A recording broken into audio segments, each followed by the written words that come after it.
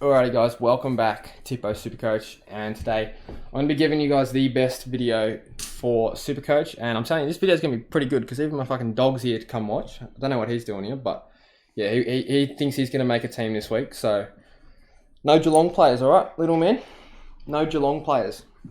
Yeah, let's get into it. So we're going to talk about the priorities in who to trade in. So if we actually go to players, and this is the most simple thing, guys. If you're new to Supercoach or relatively new, literally just filter things by break even, right? If you filter by break even, this dog's got issues. If you filter by break even, you can literally just find all the answers you're looking for. So what I mean by this is, look at this, 116, negative 116 break even, negative 94, negative 76, negative 64. These four guys, absolute must-haves. Jack Buckley's one that's close to a must-have, but I still don't trust his role and his job security at this point. So if we go into the actual player, right? This is the best thing. We go into the actual player, and this dog's gone rogue. We go into the actual player and we click on their projected price change for their projected score. This is literally all you need to look at. The fuck are you doing, you idiot? Yeah, so just look at the projected score and their projected price change. So basically what this means is if Harry Sheezel scores 67 this week, he goes up 83k. That's crazy. He's probably going to go 100, which means he's probably going up 100k. So he's an absolute must-have. The next guy we're going to talk about is Connor McKenna. Now, I think McKenna has to be prioritised a little bit more than Chandler just because of job security. I think McKenna's job security is far greater than Kyle Chandler's, or Cade Chandler's, whatever his name is. I don't fully trust Cade Chandler at this point. So I think bring in McKenna before you bring in Chandler. It's just a tiny bit safer. That being said, their break-evens are a little bit different, but let's have a look at Connor McKenna. So he obviously has the 62 projected score for a 62,000 price change. So that's this week, by the way. That's not including next week and the week after. That's just this week. So they're going to make plenty of money. And this is the week, if you're trying to trade this week, which everyone should be, you need to prioritize getting the cash gen in rather than grabbing primos. But I will explain some primos that I would consider bringing in if you already have all the cash gen. So yeah, McKenna, and then the next one is Cade Chandler. So those three guys, absolute must-haves. Chandler's going up, how much money is he going up this week? He's going up 60k if he scores 37. I mean, you would expect him to score more than 37. But even if he does, he's a quick cash grab. Then we can talk about some mid prices. So the mid prices that I'll be considering, and I'm going to do it in order, okay? The number one mid pricer, in my opinion, to get in is Jack Steele. Now everyone's probably thinking, hang on, I gotta put this fucking dog away. Yeah, so the reason I would have Jack Steele over Setterfield, and I'll talk about Setterfield in a minute. Spoiler alert, he's the second biggest priority. But yeah, so the reason is because Zeebel's role is much safer. Now, when I say this, I honestly feel like Jack Steele doesn't have to play that well and he can still ton up. His role is very uncontested. The way he demands the ball in the goal square, it's unbelievable. Like, it's very Nick Dacos-esque. And you could even say Nick Dacos is Jack Steele-esque because he was doing this before Nick Dacos was. But man, he loves a cheapie. I don't think it's like they play to win, but it's like he's definitely more in it for the stats, in my opinion, for him. But players like that, absolute gold in Supercoach. So definitely would look to bring in Jack Steele at all costs if you can. Then we'll talk about Will Setterfield. Now Setterfield, so Zeebel's money, he's gone up 50k if he scores 80. So yeah, he's a safe 50k price rise. And I think he's actually a keeper, which is super, super awesome. And he'll get defender status by round 6. So can't complain. And he also didn't get suspended this week, which is handy. Will Setterfield is one that I've always been against, and that's because he was absolute dog shit at Carlton. But I do know that role is everything in Supercoach. Sorry. Role means everything. I mean, is he getting 90% CBAs? He's had a big breakout sort of game where I think that he's clearly the real deal, in my opinion. He did play Gold Coast and Hawthorn, so that's not the best opponents, but I just think, yeah, the upside's clearly there. 89 projected score and he goes up 62k. There's a small chance he's a keeper to the buys, which I think would be unreal. If we could keep him to the buys, that would be huge. But I think, yeah, at this point, I mean, he's scoring more than Lachie Neale. So fucking, it seems like every other year's just been thrown out the window at this point. It is only 2 rounds in, so we have to, take all the information with a grain of salt. But yeah, I think Will Setterfield, you just have to prioritise getting him in. If you can't, it's not the end of the world. There is still a scenario. There's still a possibility that he doesn't turn out as good as what we thought. But I think, yeah, just for now, all signs are good. I mean, he's clearly got the role. He's tackling. They're looking for him. Like I really watched him pretty closely on the weekend, and Essendon look for him around the ground, and that's a really good sign. Lockie Ash doesn't get that. The next guy we're going to talk about, and I don't know if his break even will be necessarily that low. Where is he? Is he going to have to be a search? I don't think he will be. No, I'm bound to find him now, because he's got to be in here somewhere. Where's Big Bad Darcy? Where's D-Cam? Okay, apparently his break-even's not that low. Anyway, Darcy Cameron is one that I really, really want. I can't quite get him in just because I've got bigger problems at the moment. Oh, fucking hell. Kicked my desk by accident. But he looks unreal, man. I know Lycett's not the greatest ruck, and Geelong don't have the best rucks, but he looks unreal. I love his work around the ground. He's clearly getting the ruck role, complete opposite to what Collingwood told us. What is his break even? 24, okay. That's why he's not, yeah, right. Okay, so he's going to go up a bit of money. He's probably going to be 500k next week. I don't mind if you upgrade to him. He'd be a primo at that point, and he'd be out of that mid-price territory. But yeah, I wouldn't mind if you upgraded Darcy Cameron, and I think he's a good forward option and pretty safe for a top 6 forward. I think he can go in the 105 to 110 range. I probably wouldn't put him any more than that, but I just think he's a really good player, and he's ready to fully break out.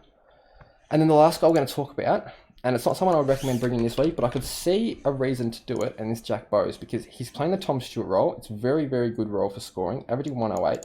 So his break-even is already going to be very low. Break-even -1 off one game. It's really good. You would be going a week early, but it would give you some more trade potentials for next week. Now, I wouldn't be bringing him this week, but you have to keep him on your radar because he's probably going to have to come in next week. And start thinking about the structure of your team and how you're going to fit him in, because obviously you're going to want him on the field, and you don't really want to have to downgrade a primo for him. I could see why people would maybe go Ridley to him next week. I wouldn't be doing that next week. We're going to talk about Ridley in a second. But yeah, I wouldn't be doing that, and I probably wouldn't be bringing in Bose this week, but I could see why you would, because it seems like he's going to be a very good cash cow.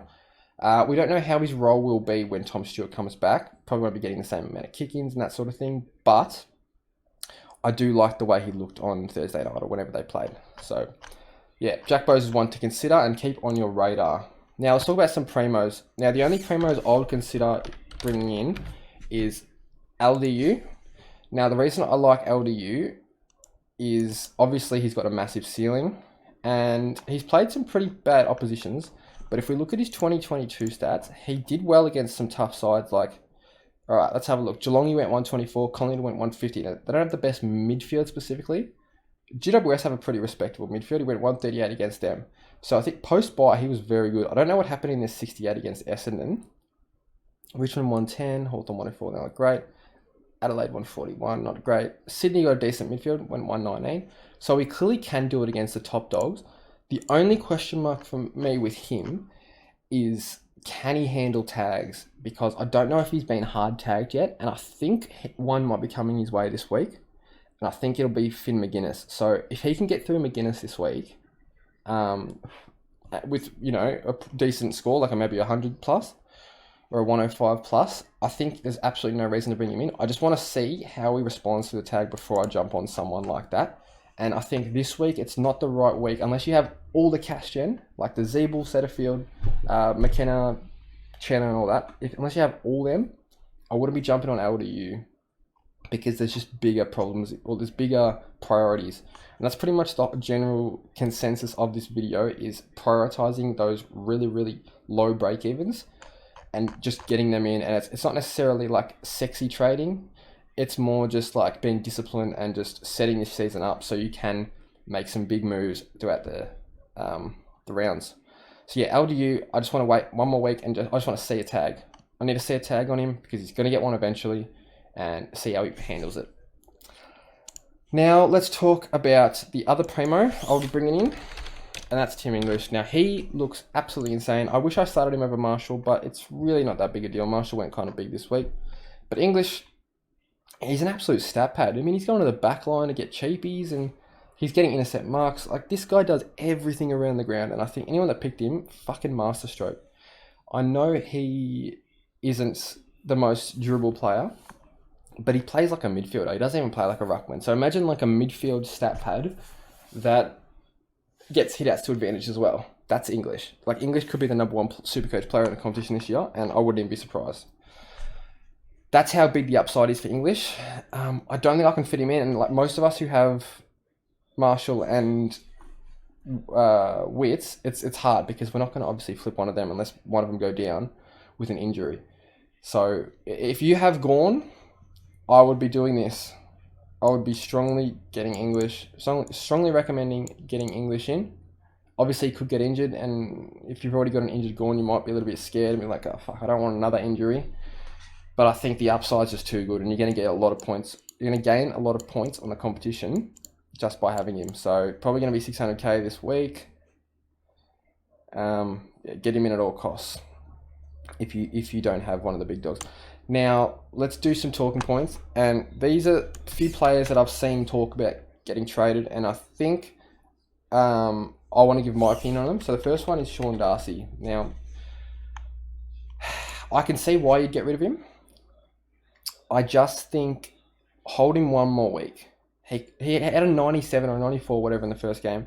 That's still a respectable score. It's not the best score, but he had a relatively hard opponent in Rowan Marshall. It's not the best score. And then last week, who knows, he could have just had a bad day. We know how well he's gone against West Coast in the last 2 games. I think at 150 average or something. I think if you trade him now, it's just stupid. Like I said, there's so many more problems in teams. And unless you got all the cash in and it's a pure luxury trade, then maybe. I still wouldn't recommend it though, just this week, because I think Darcy goes massive. And I'd even consider putting him as captain. If I had him, I'd captain him this week because I think he'll bounce back. The role wasn't the issue in that Freo game this week. It was just that Darcy played shit. So that's a good sign. You don't want the role to be the problem because then Darcy has no control over that. But Darcy does have control whether he plays shit or not. So I would keep Sean Darcy. And I know people want to rage trade him, but don't do it. It's not worth it. Another guy we'll talk about is Nick Dacos. So everyone wants to bring him in as well, and they're sort of like, I can see why. Obviously, the kid's a gun, but don't ruin the whole rest of your team structure and your upgrade plans just to bring him in, because there's still a massive possibility that he could get absolutely shut down by a good tagger. I mean, McGuinness did it in the practice match. Lockie Jones wasn't much of a tagger, obviously, but I think just don't completely sacrifice your team. Like, the kid has started very hot, but it's not. I don't know if this 139 is sustainable. I mean, obviously you wouldn't think that's sustainable, but I'm thinking more of like a 110. It's still unreal, but yeah, I just don't think you should be throwing away your whole team structure just to get Dacos. Give it one more week. 50k extra. Who cares, man? If you're getting in Cade Chandler, who's going to make 200k, that 50k is not going to be anything. All right, so don't be ruining the structure of your team to bring in Nick Dacos. And I'm not just saying that because I have him. I don't care about him being a pod. I know everyone's going to finish up with him, but paying an extra 50k for him isn't going to make the world of difference. All right. The other one we'll talk about is Jordan Ridley. So I know he was quite average, and he drifted out of the first game as well. 70 score. It seems like the role's not quite what it was, but it's another one that I just think it's next week's problem, because I don't see any reason why you would trade him this week. I mean, he's playing St Kilda. We know how St Kilda play. They just bomb it in, and if there's ever going to be a game where Ridley goes big, it's this week. So expect at least a 110 from Ridley, I think. And I wouldn't be jumping off him yet. But if his role isn't good next week, I really had a good feeling about this sharing role with Redmond thing, because I never actually saw some official word. It was always just like other people saying things. I never saw like official coach's word. Not that we can take the coach's word at this point. But yeah, I was never, like, I know I had him in my starting team, like my starting team video, but that was only because I didn't really think about anyone else, and I thought the others would get tagged where I knew he wouldn't. But yeah, I mean, it's not a failed pick yet, so I wouldn't be jumping off the boat. They might make some corrections to that role. They might say, fuck, you know what? I want to actually have, we want to have Ridley playing. He needs to take the kick-ins. He's the best kick-in taker. So who knows? Just wait and see. I wouldn't be trading premiums out this week unless there's injuries. And now let's talk about some injury players and who I would replace them with. So obviously Max Gawn, you have to get rid of him, unfortunately. It's very stiff for anyone that had him. You know, scoring a 0 is just unbelievable. And if anyone had him captain, I feel super sorry for you. It's absolute bullshit, man. Like this, it doesn't matter how much preseason research you do, you can't predict that. And he was looking like an absolutely unreal pick. I mean, he's averaging 70 from 2 games with a 0 in there. So shows how good he could have possibly been. I still think maybe a late season pickup on the forward line would be okay for Big Maxi. What the fuck? But yeah, just for now, I think just go to English or Darcy Cameron. Keep it simple. If you want cash gen, go Cameron. If you want scores on the board early, you got to go Team English. If I had to pick, I'd probably go Cameron just because he's that bit cheaper. But yeah, English could be the number 1 player in the comp for Supercoach. So yeah. The other one we're going to talk about is Jack Steele. Now, this is a problem I had in my team, and I'm going to talk a bit about my team and my trade plans over the next week. And I might do my trade. I'm going to do my trade target video over the next few days, and this is going to be people I want to bring in over the next few weeks and set up my team. So Jack Steele, obviously he's got to go. You know, if you held him, you'd be playing for ranking maybe, and I just think it's still stupid. No, I don't see any scenario where you'd hold Jack Steele, and it's unfortunate for us because you know he was playing quite well. To play out the rest of that game is unbelievable. Like, this guy deserves all the respect in the world because, man, you see that X-ray of his shoulder. That's fucking unbelievable that he could play out the rest of that game. And he's one I'll probably, you know, you can't hate him. Like, you just can't. Even though he has burnt me technically as a starting pick, you can't hate the man because that's just unbelievably gutsy to do that. But yeah, so trading's for him, I think it's safest to just go to Setterfield because, you know, you don't have to worry about DPP. Just get Setterfield in. It's not, you know, I'd love to get LDU. I think LDU would be much better than Setterfield, but just grab the cash gen. It can be hard. The more you think about this week, you think, oh, fuck, what if we get LDU? What if we get, I don't know, Pendlebury or something? Like, fuck, that could really boost me. No one's going to have him. And it's so easy to overthink these things. You know, I did it with Lockie Ash and Wanganeen Malera, and look how that's turned out. Both those guys are fucking flops.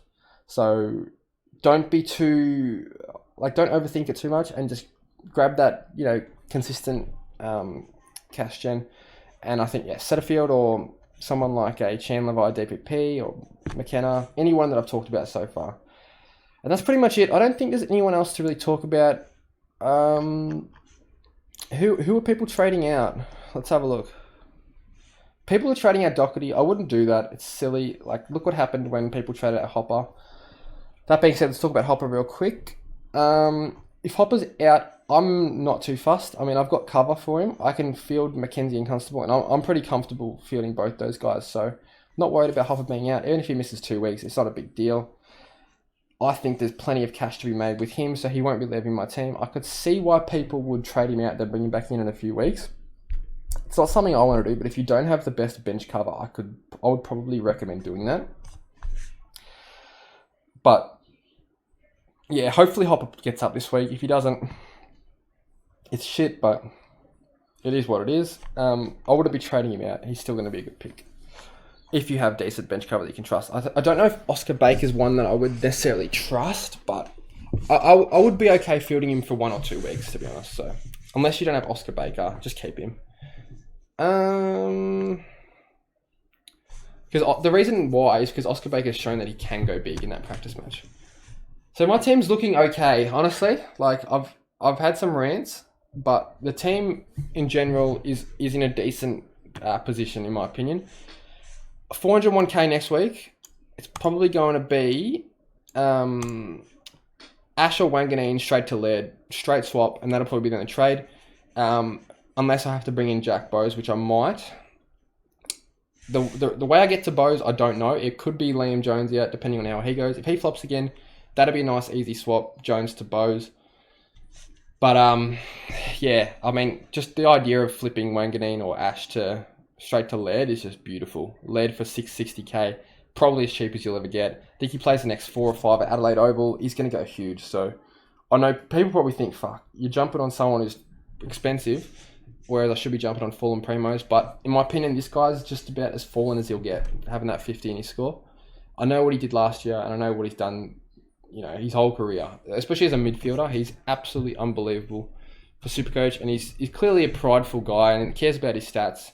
And he bounced back unbelievably well last week. So, yeah, Laird for me is coming in next week no matter what. It's either Ash or Wanganeen Malera, whichever one does worse. Hopefully they both do good, but they have to still go. I'm not overly thrilled fielding fucking, what's his name? Cade Chandler. What do they say in the notes about him? Yeah, his price is definitely going to rise, but it's not someone I really want on field. I don't love the role. He pops up a bit, but he doesn't really have a great scoring role, and I think there's a chance that he could get dropped after one bad game, and there's a chance he could have a bad game this week, to be honest. But obviously the upside is too good to pass up on. But yeah, happy with the team. Generally, I just want to try and get someone decent in this M8 spot. I'm not too fussed about fielding Mackenzie or Constable. I think Mackenzie's CBA should go back up, and he will be okay. I think he's a gun player. I really rate him. I love the way he plays. He looks like he slows time down, similarly to Scott Pendlebury when he has the ball. And I think he's going to be a jet. It's just a matter of if he can get enough CBAs. Sam Mitchell, you fuckhead. Anyway, that's it for the video. It's a bit of a longer one today, but that's literally the only video you need to watch. And I'll see you in the next one where I'm going to talk about who I'm planning to trade to over the next few weeks. So have a good one, and let me know in the comments what trades you guys are making, and I'll be more than happy to reply to them.